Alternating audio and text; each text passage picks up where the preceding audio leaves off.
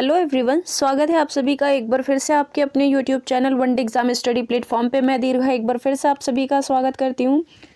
तो दोस्तों, जैसा कि हम सभी लोगों को पता है कि हमारी जो सीटेट की जो सेकंड फेज़ की परीक्षा है वो समाप्त हो चुकी है और हम लोग आज की क्लास में यहाँ पर जितने भी आए हुए क्वेश्चन हैं जो कि सीटेट की परीक्षा में सेकेंड शिफ्ट में पूछे गए क्वेश्चन हैं उन सभी का यहाँ पर हम लोग रिविज़न करेंगे ताकि आने वाले जो फेज़ में बच्चों का पेपर है उनको यहाँ पर पता चल सकेगा कि किस किस तरह से क्वेश्चन आ रहे हैं।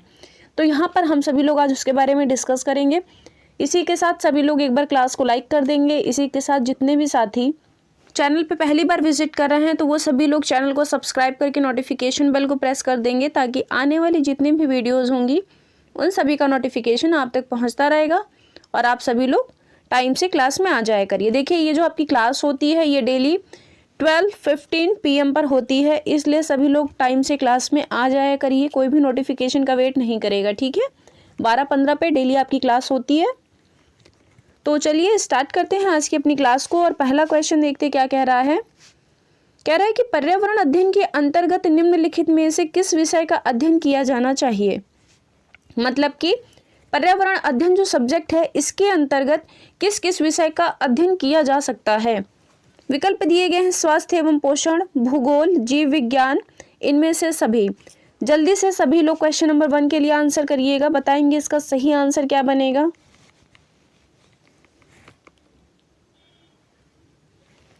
तो इसका सही आंसर क्या बनेगा, ये लास्ट वाला बन जाएगा, 4th वाला, ठीक है।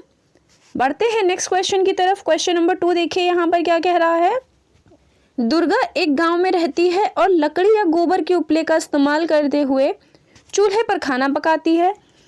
पिछले 3 महीनों से उसे तेज खांसी आ रही है, इसका कारण हो सकता है। विकल्प देखिए यहाँ पर क्या दिए गए हैं। उसकी झोपड़ी के अंदर और बाहर प्रदूषण तथा वृद्धावस्था के कारण, या फिर जलते हुए ईंधन से उत्पादित काला धुआं जो उसकी श्वसन नली में जमा हो गया होगा। अगला कह रहा है कि ईंधन के जलने से उत्पादित कार्बन मोनोऑक्साइड जो उसकी श्वसन नली में जमा हो गई होगी। चौथा कह रहा है कि जलते हुए ईंधन से उसे एलर्जी हो गई होगी। सभी लोग आंसर करेंगे क्वेश्चन नंबर 2 के लिए। इसका सही आंसर क्या हो जाएगा। तो देखिए, जब हम बात करते हैं इस क्वेश्चन के राइट आंसर की तो वो बनेगा दूसरा वाला। बढ़ते हैं अपने नेक्स्ट क्वेश्चन की तरफ। क्वेश्चन नंबर 3 देखिए यहाँ पर क्या कह रहा है। पर्यावरण अध्ययन के संदर्भ में निम्नलिखित में से कौन सा कथन सत्य नहीं है। अब यहाँ पर हमसे क्या पूछा गया है कि पर्यावरण अध्ययन के संदर्भ में कौन सा कथन सही नहीं दिया गया है। विकल्प दिए गए हैं। पर्यावरण अध्ययन की शिक्षा की शुरुआत प्राथमिक कक्षा से ही होनी चाहिए। अगला कह रहा है कि पर्यावरण अध्ययन की शिक्षा वर्तमान परिस्थितियों को देखते हुए अनिवार्य होनी चाहिए। पर्यावरण अध्ययन के अंतर्गत मुख्य रूप से जलमंडल का अध्ययन किया जाता है। या फिर पर्यावरण अध्ययन का संबंध मानव स्वास्थ्य से भी है। अब सभी लोग आंसर करेंगे क्वेश्चन नंबर 3 के लिए।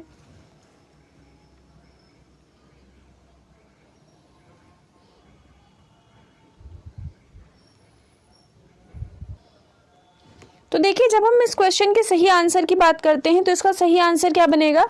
पर्यावरण के अंतर्गत मुख्य रूप से जलमंडल का अध्ययन किया जाता है। तो ऐसा कुछ भी नहीं है, पर्यावरण के अंदर सभी चीज़ों को इन्वॉल्व करके पढ़ाया जाता है, सिर्फ मुख्य रूप से जलमंडल को ही नहीं शामिल किया गया है। तो यही ऑप्शन जो है यहाँ पर गलत दिया गया है। बढ़ते हैं अपने नेक्स्ट क्वेश्चन की तरफ। क्वेश्चन नंबर 4 देखिए यहाँ पर क्या कह रहा है। पर्यावरण अध्ययन की पाठ्यपुस्तकों में कविताओं और कहानियों को शामिल करने का निम्नलिखित में से कौन सा उद्देश्य नहीं है। यानी कि जो पर्यावरण अध्ययन की पाठ्यपुस्तकें होती हैं उनके अंदर जो कविताएं और जो कहानियां होती हैं उनको शामिल करने का इन विकल्पों में से कौन सा उद्देश्य नहीं माना गया है। चलिए विकल्प देखते हैं। इसमें क्या कह रहा है कि विषय में रुचि का विकास करना। तो कहीं ना कहीं ये बात बिल्कुल सही है। यानी कि जब पुस्तकों के अंदर कविताएं और कहानियां शामिल होती हैं तो उसमें होता है कि जो विषय का रुचि है, यानी कि जो विषय की प्रकृति है उसके अंदर बच्चों को लेकर के विकास करना होता है। तभी जो है आपके पुस्तकों में आप लोगों ने देखा होगा डायग्राम के माध्यम से भी बच्चों को चीज़ें सिखाई जाती हैं। इसलिए जो छोटे बच्चे होते हैं उनको डायग्राम वगैरह दिए रहते हैं बुक्स वगैरह में, आप लोगों ने देखी होगी उनकी बुक्स भी। अगला कह रहे हैं कि शिक्षार्थियों को आनंद और मजा उपलब्ध कराना है। कहीं ना कहीं तो ये बात सही है, बच्चे जब किसी चीज़ को आनंद मिलेंगे यानी कि मज़े में पढ़ेंगे तो वो कुछ ना कुछ ज़रूर सीखेंगे। ऐसा तो है नहीं कि अगर आप उन पे शासन सख्त करके अगर चीज़ों को सिखाते हैं तभी वो चीज़ सीख पाएंगे, तो ऐसा बिल्कुल भी नहीं है। जब तक आप उन्हें मज़ा लेकर के चीज़ों को नहीं सिखाएंगे अच्छे से, तब तक वो चीज़ों को भी नहीं सीख सकते हैं। तो ये भी विकल्प कहीं ना कहीं सही ही दिया गया है।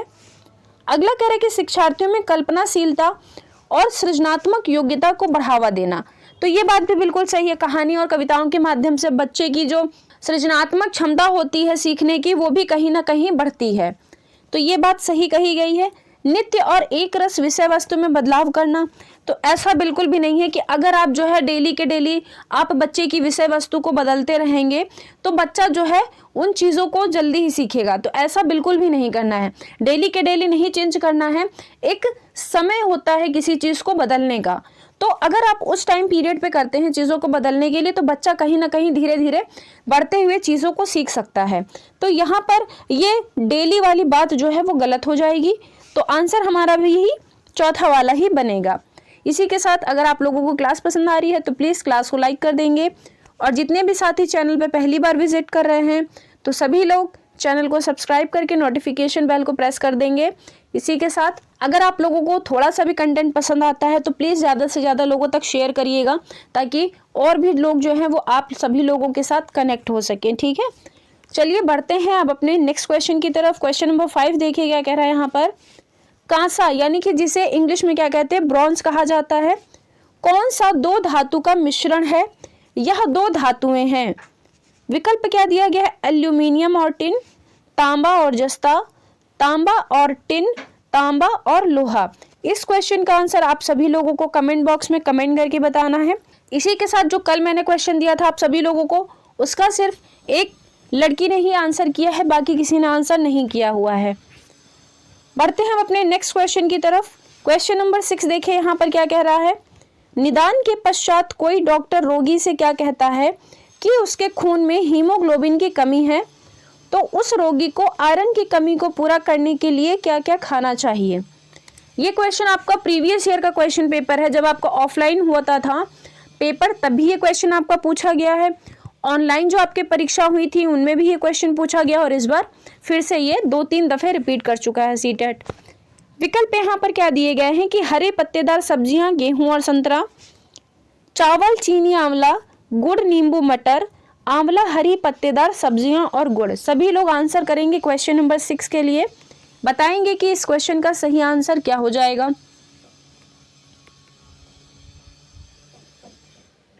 तो देखिए अगर हम बात करते हैं सही आंसर की, तो इसका सही आंसर क्या बनेगा? आंवला, हरी पत्तेदार सब्जियां और इसी के साथ जो गुड़ होगा।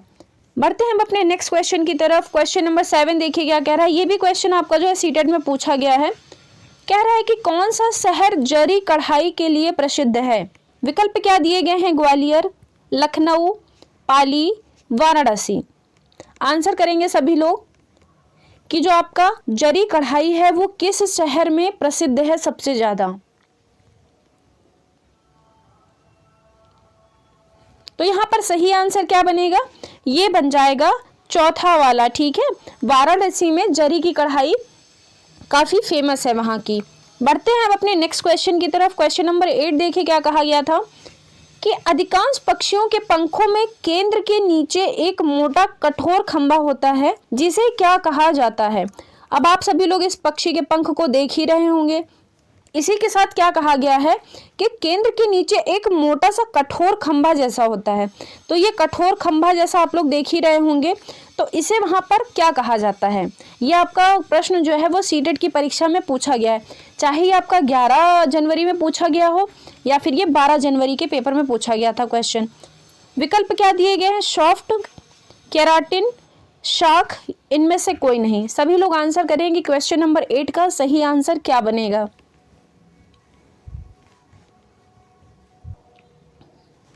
तो यहाँ पर अगर हम बात करते हैं सही आंसर की, तो आंसर क्या बनेगा? ये पहला वाला बनेगा, जिसे क्या कहा जाता है? सॉफ्ट कहा जाता है। अब बात आती है अगर केराटिन की, तो आप सभी लोगों ने देखा होगा कि ये जो आपके नेल्स वगैरह होते हैं इनके अंदर क्या होता है? केराटिन होता है, जिस वजह से ये जो है वो हमेशा बढ़ते रहते हैं। ठीक है, बढ़ते हैं नेक्स्ट क्वेश्चन की तरफ। क्वेश्चन नंबर 9 देखिए क्या कह रहा है। लावड़ी नृत्य किस राज्य का नृत्य है? विकल्प दिए गए हैं असम, केरल, मेघालय, महाराष्ट्र। सभी लोग आंसर करेंगे जल्दी से क्वेश्चन नंबर 9 के लिए।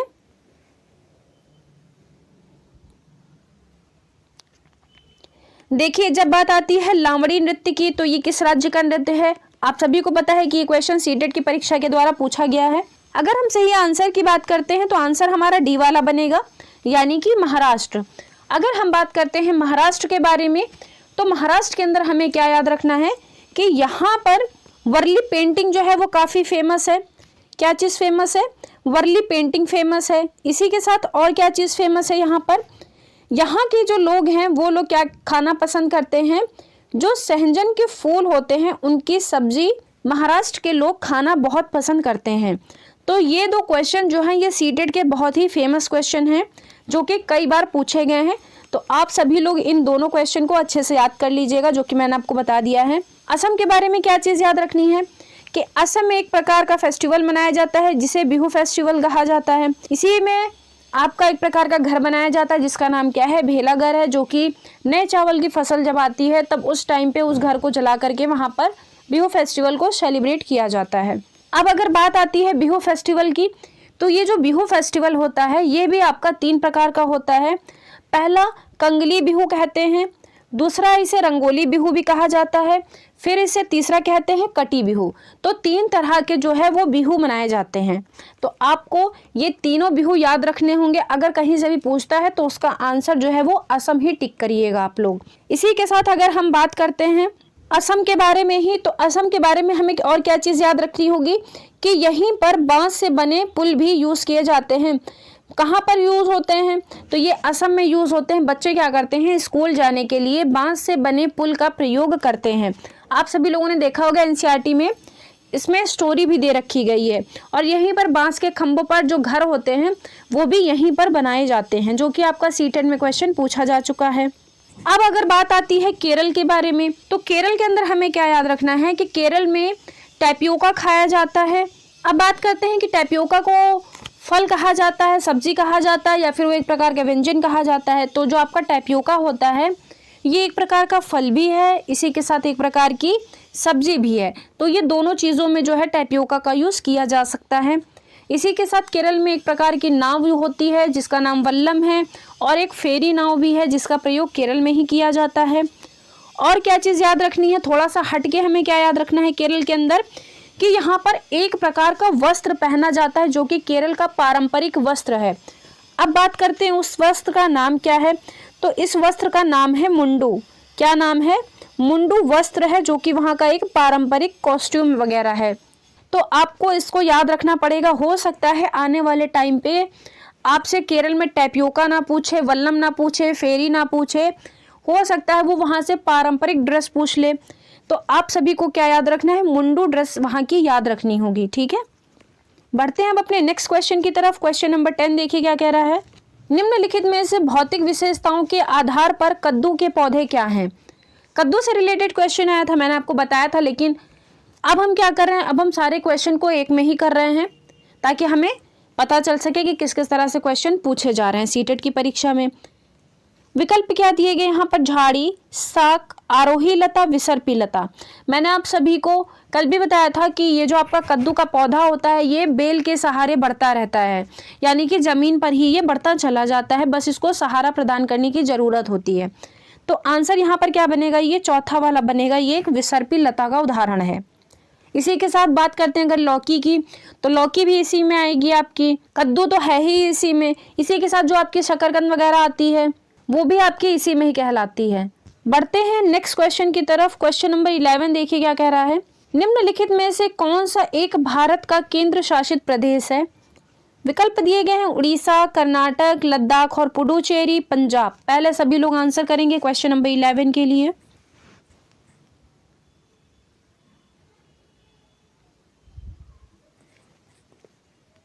तो सही आंसर क्या बनेगा?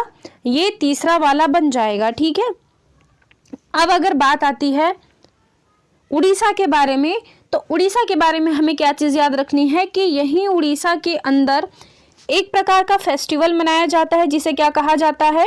नुआखाई फेस्टिवल, क्या कहते हैं, नुआखाई पर्व कहा जाता है इसे। इसी के साथ यहाँ पर मेदराम जात्रा फेस्टिवल मनाया जाता है, तो आप लोग इसको याद रखिएगा। और यहीं पर मंदिर भी आपके पाए जाते हैं, जो कि सबसे फेमस मंदिर कौन सा है उड़ीसा का, वो है कोणार्क का सूर्य मंदिर। आप लोगों ने पढ़ा भी होगा कोणार्क के सूर्य मंदिर को, जो कि उड़ीसा राज्य का है। इसी के साथ यहाँ पर एक और मंदिर है जिसका नाम जगन्नाथ है। तो आप लोग इन दोनों मंदिरों को याद रखिएगा, हो सकता है यहाँ से क्वेश्चन बने। तो ये दो चीज़ें आप लोग अच्छे से याद रखिएगा, क्योंकि आपको पता है कि सीटेट जो है वो इस बार एनसीईआरटी ना दे करके थोड़ा सा कल्चरल वगैरह वहाँ पर ज़्यादा पूछ रहा है, तो हमें थोड़ा सा हटकर भी चीज़ों को पढ़ना पड़ेगा। तो हम लोगों ने शुरुआत कर दी है, थोड़ा सा एक्स्ट्रा नॉलेज लेकर के चलेंगे, जो कि हमारा सीटेट में भी काम देगा और इसी के साथ टेट में भी और आपका केवीएस में भी काम देगा ये, ठीक है। अब अगर हम बात करते हैं कर्नाटक के बारे में, हमें क्या याद रखना पड़ेगा, तो कर्नाटक के अंदर आप सभी लोगों को पता है कि हमारी एनसीईआरटी एक बेलवनिका गांव जो है वो आपका कर्नाटक में पड़ता है, जिसके अंदर बसवा के खेत के बारे में वहां पर बताया गया है, जिसके अंदर क्या बताया गया है, खूंटी का प्रयोग किया गया है। इसी के साथ जो कुरिगे होता है, इलगे होता है, ये तीनों जो औजार हैं वो कर्नाटक के हैं। मैंने आपको बहुत ही अच्छे से बताया भी है, कई बार रिविजन कराया है। अब थोड़ा सा कर्नाटक के बारे में हट करके हमें क्या चीज़ याद रखनी पड़ेगी कि यहाँ पर एक प्रकार का लोकगीत होता है जिसका नाम क्या है, यक्षगान है। मैंने आप लोगों को कई बार बताया भी है, तो आप लोग यक्षगान को याद रखिएगा। इसी के साथ यहाँ पर एक प्रकार का पर्व भी मनाया जाता है जिसका नाम क्या है, उगादी पर्व। क्या नाम है इसका, उगादी पर्व। तो आप लोग ये दोनों चीज़ें याद रखिएगा, ठीक है। अब बढ़ते हैं नेक्स्ट क्वेश्चन की तरफ। क्वेश्चन नंबर 12 देखिए क्या कह रहा है, बिहार राज्य की चित्रकारी कौन सी है। विकल्प दिए गए हैं मधुबनी, कलमकारी, वर्ली, पट्टचित्र। सभी लोग आंसर करेंगे क्वेश्चन नंबर 12 के लिए। तो देखिए, जब बात आती है बिहार राज्य की चित्रकारी के बारे में, तो यहाँ की जो चित्रकारी फेमस है वो है मधुबनी पेंटिंग। आपका कई बार ये क्वेश्चन बना है। अब हम बात करते हैं कलमकारी के बारे में। तो कलमकारी कहाँ की है, ये है आंध्र प्रदेश की। इसी के साथ वर्ली मैंने आपको आगे भी बताया, फिर से दोबारा बता देते हैं कि जो वर्ली पेंटिंग है ये है महाराष्ट्र की पेंटिंग। इसी के साथ जब बात आती है पट्टचित्र, तो पट्टचित्र जो है वो एक प्रकार की कला होती है जो कि कहाँ की है, तो ये है आपकी उड़ीसा की, ठीक है ना, कहाँ की है, उड़ीसा की। बढ़ते हैं हम अपने नेक्स्ट क्वेश्चन की तरफ। क्वेश्चन नंबर 13 देखिए क्या कह रहा है, मध्य प्रदेश के बुंदेलखंड क्षेत्र में कौन सा लोकप्रिय नृत्य है, इसे फुर्तीला नृत्य के नाम से भी जाना जाता है। विकल्प क्या दिए गए हैं, गौरमारिया, जवारा, लावड़ी, तारंगे मिल। सभी लोग आंसर करेंगे क्वेश्चन नंबर 13 के लिए। इसी के साथ अगर आप लोगों को हमारी मेहनत पसंद आती है तो प्लीज़ आप सभी लोग क्लास को लाइक कर दिया करिए। इसी के साथ चैनल को सब्सक्राइब करके नोटिफिकेशन बेल को भी दबा दिया करिए, ताकि आने वाली जितनी भी नोटिफिकेशंस होंगी, जितनी भी क्लासेस होंगी, उनका नोटिफिकेशन जो है वो आप तक पहुँचता रहेगा, ठीक है।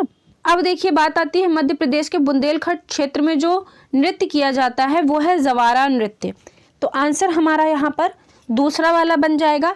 लावड़ी तो हम सभी लोगों को पता है कि ये महाराष्ट्र का है, तो इसके बारे में जिक्र करने की ज़रूरत ही नहीं है, कई बार रिवीजन भी हो जाता है हमारा चीज़ों को पढ़ते पढ़ते। बढ़ते हैं नेक्स्ट क्वेश्चन की तरफ। क्वेश्चन नंबर 4 देखिए क्या कह रहा है, लेफ्टिनेंट कमांडर वहीदा प्रिज्म भारतीय नौसेना में डॉक्टर हैं। निम्नलिखित में से कौन सा कथन गलत है। आपको यहाँ पर गलत कथन बताना है, ठीक है। कौन सा कथन बताना है, गलत कथन बताना है। विकल्प दिए गए हैं, वह हिमाचल प्रदेश राज्य से हैं, वह अपने स्कूल समय के दिनों की एक गर्ल गाइड थी, वह परेड का नेतृत्व करने वाली पहली महिला हैं, उन्होंने जम्मू मेडिकल कॉलेज से MBBS किया है, एक परेड में 36 कमांड होती हैं। ये विकल्प हैं और आप लोगों को गलत वाला बताना है कि इसके अंदर गलत कौन सा है। जल्दी से सभी लोग आप लोग आंसर करिएगा।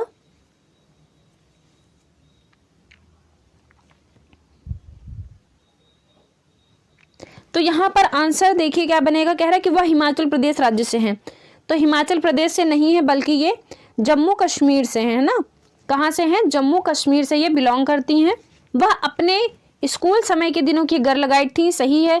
वह परेड का नेतृत्व करने वाली पहली महिला है, ये भी सही है। उन्होंने जम्मू कश्मीर मेडिकल कॉलेज से MBBS किया है, ये बात भी ठीक है। एक परेड में 36 कमांड होती है, ये बात भी बिल्कुल सही है। उसी के पीछे पीछे 4 टुकड़ियाँ चलती हैं। तो ये जितनी चीज़ें दी गई वो सभी सही, बस हमारा पहला वाला ही गलत था, जो कि हमारा सही आंसर होगा। अगला क्वेश्चन देखिए क्या कह रहा है, राष्ट्रीय पाठ्यचर्या की रूपरेखा 2005 प्राथमिक स्तर पर पर्यावरण अध्ययन शिक्षण का प्रमुख उद्देश्य होना चाहिए। यहाँ पर प्रमुख उद्देश्य क्या होना चाहिए एनसीएफ 2005 के अनुसार। चलिए देखते हैं क्या कहेगा। कह रहा है कि विषय के आधारभूत सिद्धांतों को स्मरण करना, बिल्कुल भी नहीं। स्वतंत्र रूप से प्रयोग करने की कुशलता अर्जित करना, बिल्कुल भी नहीं। कक्ष के अधिगम को विद्यालय के बाहर के जीवन से जोड़ना, एकदम सही बात है। विषय की आधारभूत संकल्पनाओं की आधारभूत समाज का विकास करना, ऐसा बिल्कुल भी नहीं है। यानी कि कक्ष के अधिगम को विद्यालय के साथ साथ उसके बाहरी जीवन यानी कि जो उसका बाहरी परिवेश है उससे जोड़ करके सिखाना। तो आंसर यहाँ पर तीसरा वाला बनेगा। बढ़ते हैं अपने नेक्स्ट क्वेश्चन की तरफ। क्वेश्चन नंबर 16 देखिए क्या कह रहा है। यक्षगान किस राज्य का लोकगीत है? ये क्वेश्चन मैंने आपको आगे बता दिया, मुझे तो पता नहीं था। विकल्प देखिए क्या दिए गए हैं, कर्नाटक, त्रिपुरा, मणिपुर, मिजोरम। आंसर करेंगे सभी लोग, क्वेश्चन लीक हो चुका है ना। जल्दी से आंसर करिए सभी लोग।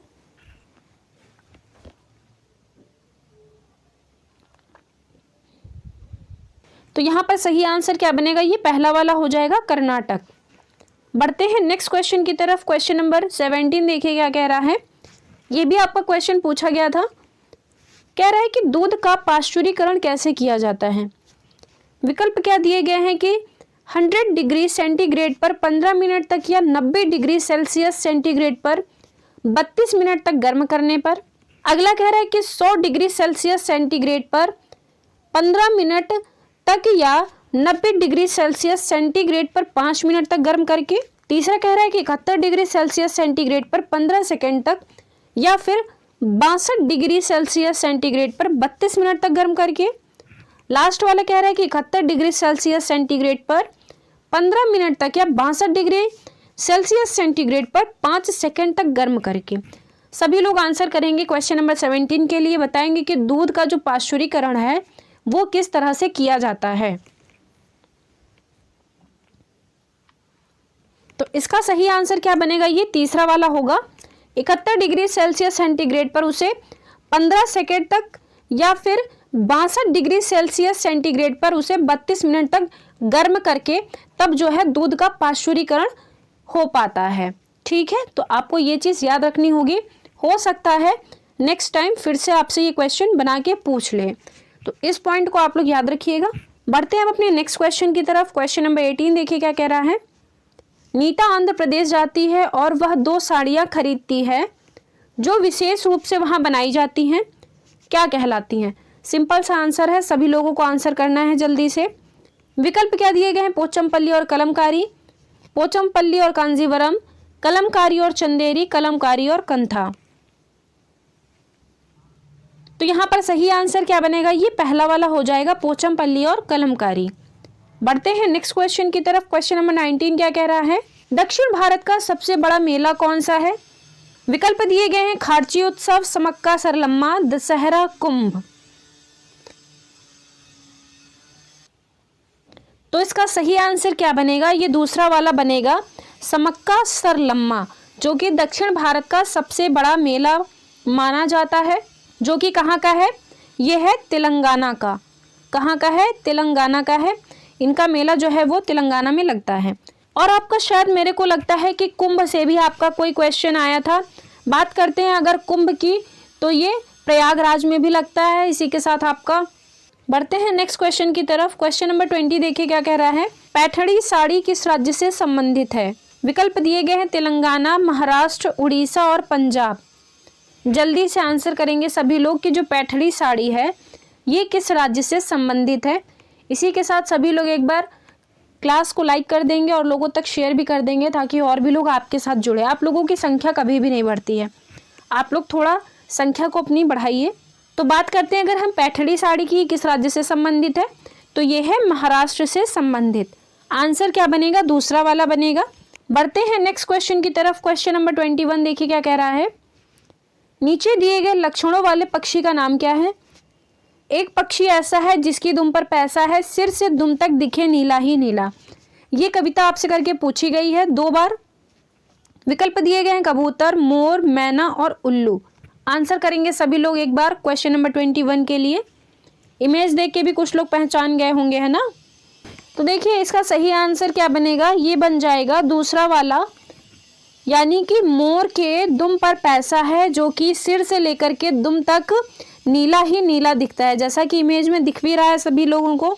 इसी के साथ अगर हम बात करते हैं कबूतर के बारे में, तो कबूतर के बारे में क्या चीज़ याद रखनी है कि कबूतर जो होता है ये आपका घर और इसी के साथ जो टूटे फूटे खंडहर होते हैं ये वहाँ पर अपने घोंसले बनाता है।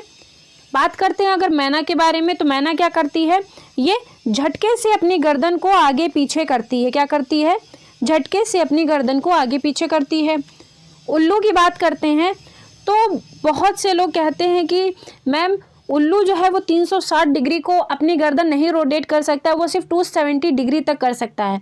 तो ऐसा कहीं पे भी नहीं दिया गया है 270 डिग्री, बल्कि बहुत से लोगों के द्वारा 360 डिग्री ही पढ़ाया जाता है, जो कि यही आंसर आपका CBSE के द्वारा भी माना गया है। तो उल्लू जो होता है वो 360 डिग्री तक अपनी गर्दन को घुमा सकता है। बढ़ते हैं नेक्स्ट क्वेश्चन की तरफ। क्वेश्चन नंबर 22 देखिए क्या कह रहा है, दांडी यात्रा की घटना कब हुई थी? विकल्प दिए गए 1940, 1934, 1932, 1930। तो इस क्वेश्चन का सही आंसर क्या होगा, ये चौथा वाला बनेगा। 1930 में हुई थी दांडी यात्रा की घटना। बढ़ते हैं नेक्स्ट क्वेश्चन की तरफ। क्वेश्चन नंबर 23 देखिए क्या कह रहा है, स्कूलों में पर्यावरण शिक्षण का उद्देश्य बच्चों को ज्ञान के दृष्टिकोण और कौशल प्रदान करने का है, ताकि विकल्प देखिए क्या दिए गए यहाँ पर कि वे पर्यावरण के विभिन्न वैज्ञानिक सिद्धांतों को समझकर अपने जीवन में आर्थिक प्रगति की ओर अग्रसर हो सके। तो ये बात तो बिल्कुल गलत दी गई है। ऐसा तो कहीं पे भी नहीं लिखा गया है कि बच्चे जो है जब पर्यावरण शिक्षण को पढ़ते हैं तो वो जो है उनके जो वैज्ञानिक सिद्धांत दिए गए हैं उनको समझ करके अपने जीवन में आर्थिक प्रगति की तरफ अग्रसर होंगे। ऐसा तो कहीं पे भी नहीं कहा गया। बच्चे तो छोटे होते हैं, वो कैसे अग्रसर हो सकते हैं आर्थिक जीवन के प्रति? उन्हें तो आबा सादा का भी ज्ञान नहीं होता है, तो अपनी आर्थिक स्थिति की तरफ कैसे बढ़ेंगे? तो ये तो यहाँ पर गलत दिया गया है। अगला कह रहा है कि वे सही अर्थों में पर्यावरण को बेहतर बनाने में सक्षम हो सके और संधारणीय विकास के उद्देश्य को प्राप्त करने में योगदान दे सके। तो ये बात यहाँ पर एकदम पॉजिटिव दी गई है। तो आंसर तो यही बनेगा, लेकिन हमें जल्दीबाजी नहीं करनी, हमें और भी ऑप्शन पढ़ने पड़ेंगे। अगला कह रहा है कि वे इन विषय पर अच्छे निबंध की रचना करने में सक्षम हो सके। बिल्कुल भी नहीं, ये तो गलत होगा। बच्चे निबंध कैसे लिख पाएंगे? छोटे बच्चे हैं, वो तो चीज़ों को बताने से, करने से तभी चीज़ों को सीख पाते हैं, तो वो निबंध की रचना कैसे कर लेंगे? तो ये भी यहाँ पर गलत ही दिया गया है। आंसर ये क्या बनेगा, ये दूसरा वाला ही सही होगा। ठीक है, तो चलिए आज की क्लास को हम यहीं तक रखते हैं। कैसी लगी आप सभी लोगों को ये क्लास, आप सभी लोग कमेंट बॉक्स में कमेंट करके ज़रूर बताइएगा। इसी के साथ अगर आपको किसी क्वेश्चन में कोई डाउट होता है तो भी आप हमसे क्वेश्चन लिख करके पूछ सकते हैं। नेक्स्ट आपको उसका सोल्यूशन मिल जाएगा। और एक चीज़, अगर मेरे से कहीं गलती होती है किसी क्वेश्चन में तो भी आप सभी लोग कमेंट बॉक्स में कमेंट करके पूछ सकते हैं। तो चलिए आज की क्लास को हम यहीं पे वाइंड अप करते हैं। धन्यवाद।